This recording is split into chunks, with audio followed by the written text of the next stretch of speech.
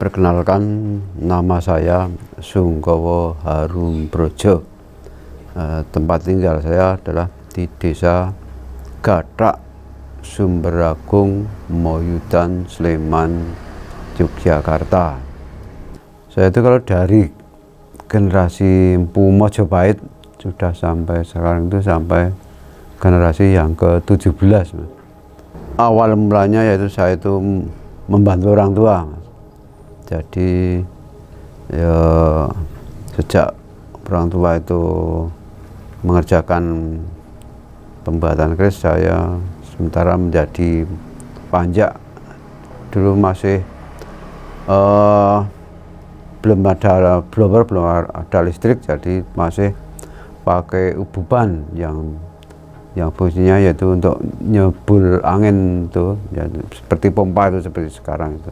Ya, pertama itu kita harus bisa, kemudian timbul pikiran juga siapa lagi kalau yang harus meneruskan. Jadi karena tiap harinya itu bergelut di bidang itu pembuatan keris, ya otomatis ya saya menyelami itu. Jadi lama-lama itu akhirnya menyenangi, Mas.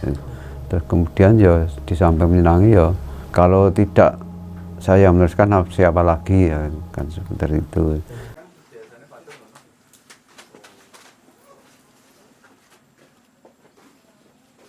Wah, siap semua.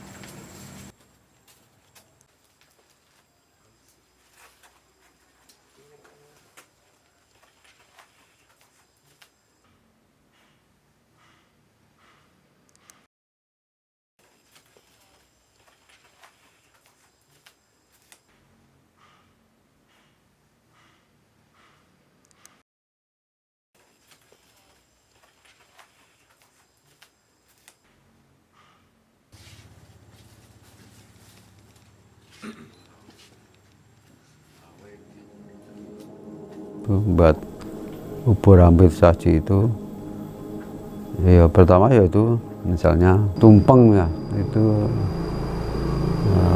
tumpeng itu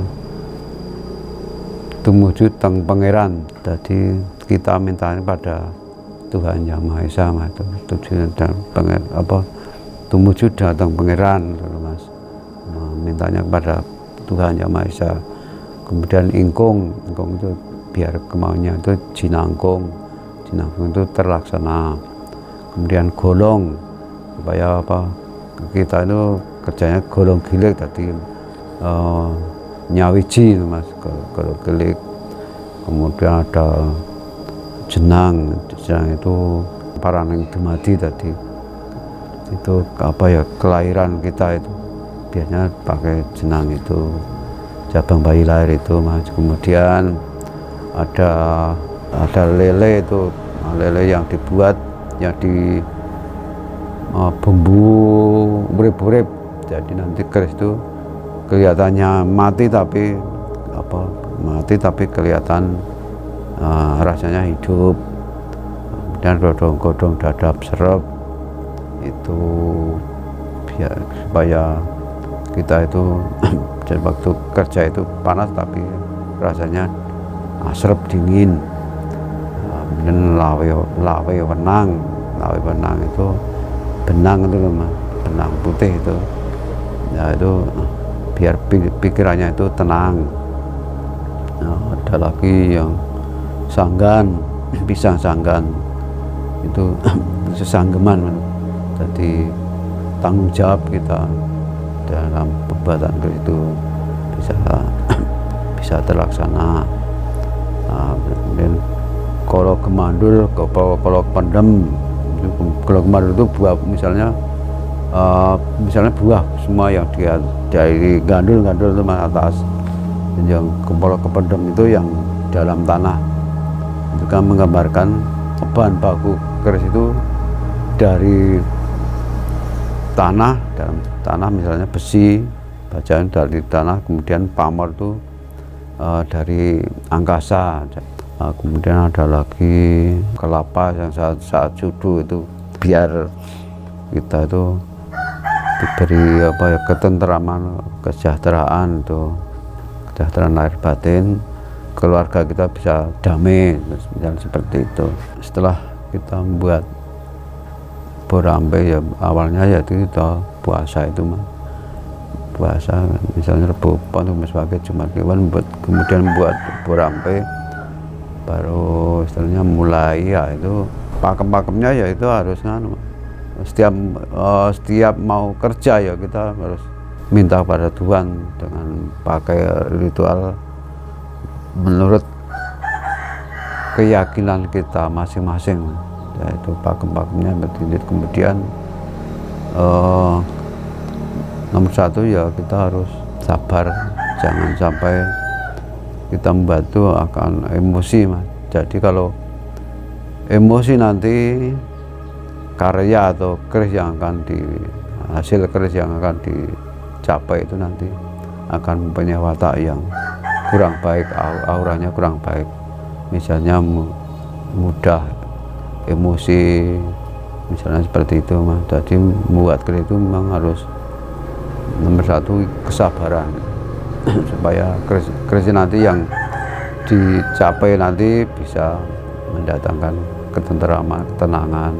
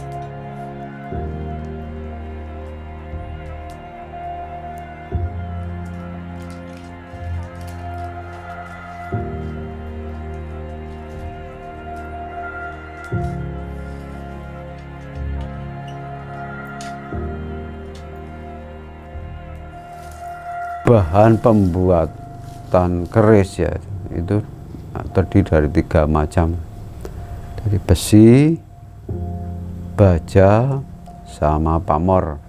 Pamor itu bisa dari nikel, bisa dari batu meteor. Mengenai proses pembuatan keris ya itu tahapannya ya pertama yaitu tempa, kemudian yang kedua itu dari proses panas Mas. Tempa itu proses panas, kemudian finishing itu termasuk proses dingin, kemudian yang ketiga yaitu proses mewarangi itu. Jadi ada 3 tahapan proses panas, proses finishing atau dingin, dan proses marangi.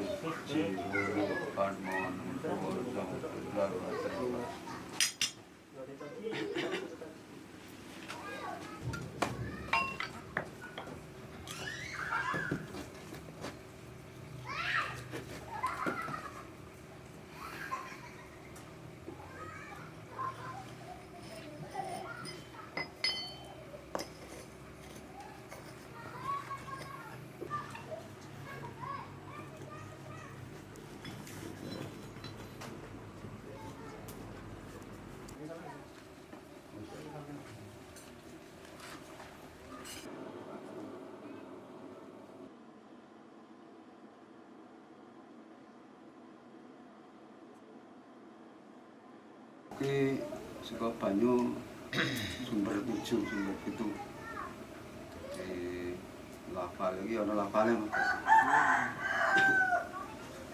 kok itu sumber 7 gumilir ulir waris sekolah sekolah itu sekolah wetan sekolah kulon sekolah dulu sekolah teman-teman pakai jadi sambatan dia sekolah saya dulu alif proyek malam itu Joyo kumpul mandi Kak Roma.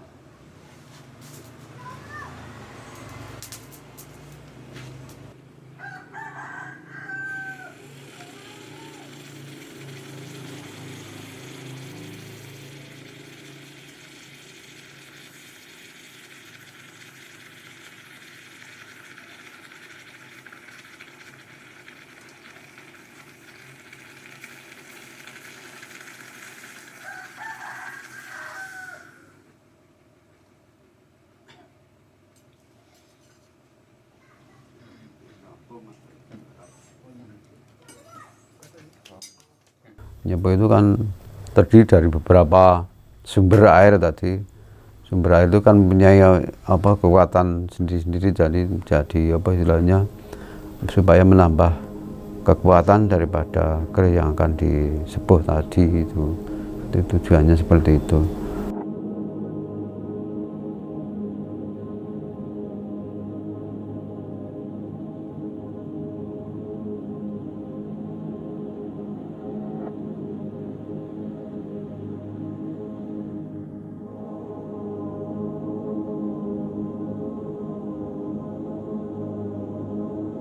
Dalam keris itu ada macam-macam Mas, jadi terutama di bagian sor-soran keris bagian ngisor, bagian bawah Mas. Itu kan ada rinciannya macam-macam misalnya.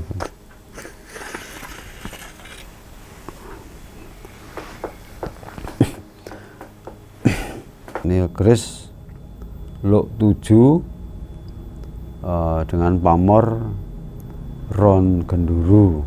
Ini pamornya ron genduru misalnya seperti ini. Nah, kemudian rinciannya misalnya ada 3 lalis, sogoan, blumbangan, kruwingan, serewean, kembang kacang, ilat boyo 1, lambe gajah 1, greneng komplit. Ini namanya dapur Carang Suko. Dapurnya Carang Suko, pamornya ron genduru. Ini biasanya dipakai untuk pamor-pamor kewibawaan. Jadi ini biasanya yang memakai adalah orang-orang yang sudah mempunyai anak buah, misalnya seperti itu. Jadi biasanya dipakai oleh orang-orang yang sudah jadi atau istilahnya pemimpin atau pimpinan. Jadi luk 7 itu keris-keris yang dipakai untuk, kalau dulu zaman dulu ya ada pendito misalnya seperti itu yang punya cantrik-cantrik itu. Kemudian luk 7 itu juga macam-macam Mas. Misalnya ini tidak pakai rincian seperti ini, cuma sogoan aja, itu udah namanya sudah lain lagi.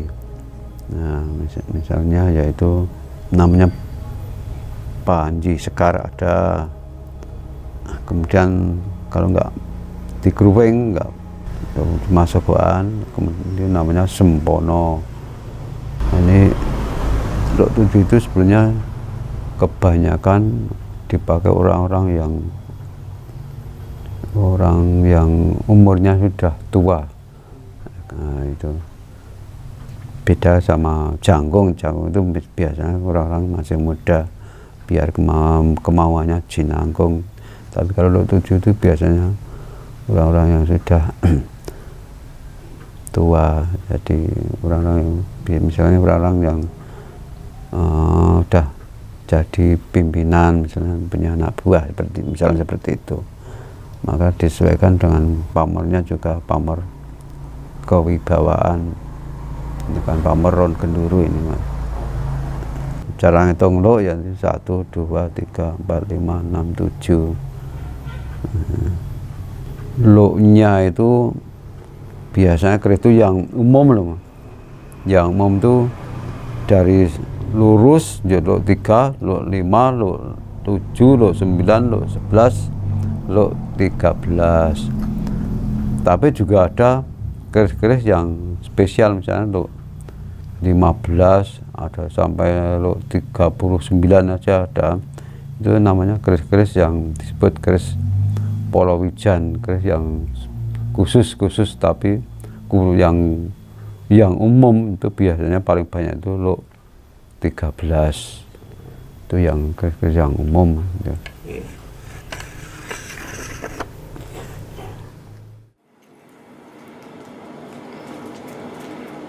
Nami kula Pak Pardi. Kula riyen kerja teng ngene Pak Wiknya Sukaya. Nah niku kula ki riyen menter teng ngrika. Dadi ngantos ndalu bareng ngantos jam 1 barang niku ngeteki lawe niku. Dadi nek ndalu niku kula niku menter ngantos jam 1 niku. Kalih Mbah Pak Lek kula Pak Jeno Harum Brojo niku kalih kula ngejak nih do pandhe wae apa di aku nek manut to nggih monggo kula ngoten to nggih kula ngoten niku kula le mulai nempa kalih Mbah Jeno niku pun ke 75 ngantos 85 ngantos sepriki nggih ngantos sepriki ning cek Pak Jeno niku ki gaweane nggih damel duwung ning kaya persis bagus niku nggih nek Pak Jeno niku. Terus cek Pak Sungkawa putrane Pak Jeno niku to niku ya diajari niku Prokas Pandre niku nggih kalih kula nggih. Adik kula Pak Sungkawa niku kalih kula ki napa nggih? Ramah tamah. Dadi kalih kula ki ya cara gampang nyayangi lah istilah ngoten niku. Pokoke kuwi nyayangi ro kakangne ngoten niku nggih. Dadi wonten napa-napa ki sanjang kalih kula ngoten niku nggih. Pun naka 50 taun to kula ki teng ngene Pak Sungkawa niku nggih. Alhamdulillah diparingi kesehatan. Bisa tutuk le momong anak putu ro buyut. Nggih. Dadi iki kula nek pas prei ayo ming kerja teng lapangan teng ngene Pak Sungkawa niku. Ngoten niku. Nggih. Aku ya teng kebon resik tanahe ngene Pak Sungkawa niku teng nggen KWT niku wae lon pergi niku wau. Dadi rika ki nanem napa asuket, asik nanem ya kula. Dadi diuturi kabudayane tradisi ngoten niku nggih. Sik marake nek mboten nonton sing neruske mangke rak keilangan. Rak ngoten nek mboten nonton sik neruske niki sesuk rencanane sik ajeng neruske niki rak putrane Pak Sungkawa niku ngoten sik mulakno sing adik kula Pak Sungkawa niku kalih sanjang kalih kula muni Agus dajari Kang rak ngoten. Aku lho ya muni iya aku lho sanjange kan nggih Agus.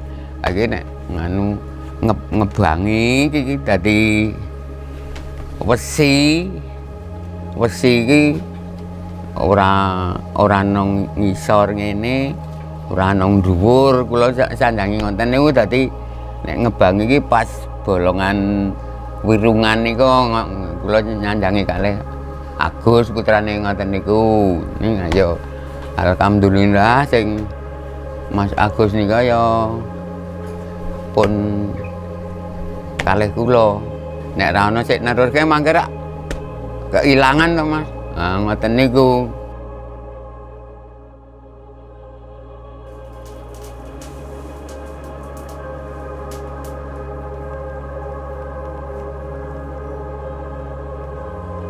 Kalau ya namanya empu itu ya sebenarnya ya profesinya orang buat keris itu namanya memang empu.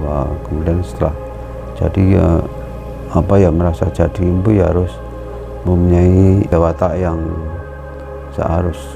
pertama harus sabar. Itu harus sabar, misalnya diajak orang itu harus jangan sampai emosi misalnya seperti itu. Sebenarnya yang disebut empu itu ya orang yang profesinya membuat keris misalnya seperti gamelan itu juga namanya juga empu. Itu profesi membuat keris itu memang disebut empu. Sebetulnya membuat keris itu yang pertama itu senang dulu Mas, senang, mempunyai watak sabar, kemudian percaya diri. Nah, itu kalau saya berprinsip Mas, nanti setelah misalnya seperti saya setelah surut ya misalnya, mesti ada, dilihat dari sekarang di Jogja itu banyak paguyuban baru yang ingin mempelajari budaya keris ini. Misalnya di Jogja itu sekarang sudah ada hampir 17 paguyuban sekarang itu. Jadi saya kira nanti akan timbul generasi-generasi muda yang akan mewarisi budaya keris ini. Nggon keris iki kudu ngene Mas. Kudu pikirane tenang nggih. Pikirane tenang, ora kemrungsung nggih. Dadi wong ndamel keris niku rak cara gamane wong loro, wong telu rak dadi tujuane niku menyatu Mas. Nggih nutuke pikiran tenang ngoten niku nggih. Padane nek iku iki kok dipikiri wonten kok gagal ganti sejene ngoten niku nggih.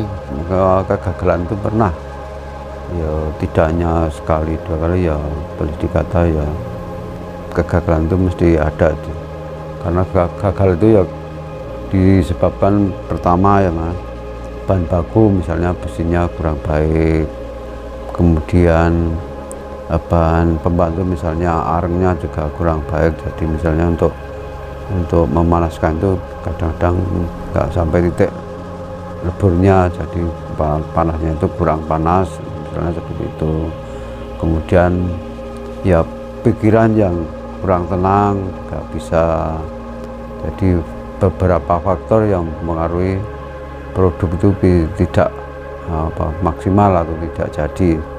Kalau pikiran kurang tenang membuat itu kadang-kadang ya, apalagi diwarnai dengan emosi, itu banyak mengalami kegagalannya. Maka membuat keris itu harus disertai dengan hati yang sabar dan tenang.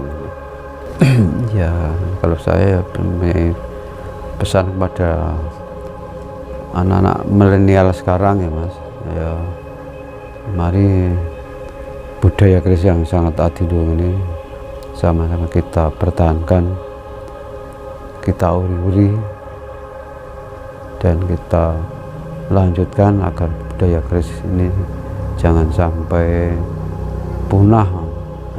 Makanya harus mari kita sama-sama memperjuangkan agar itu bisa lestari sampai anak cucu kita.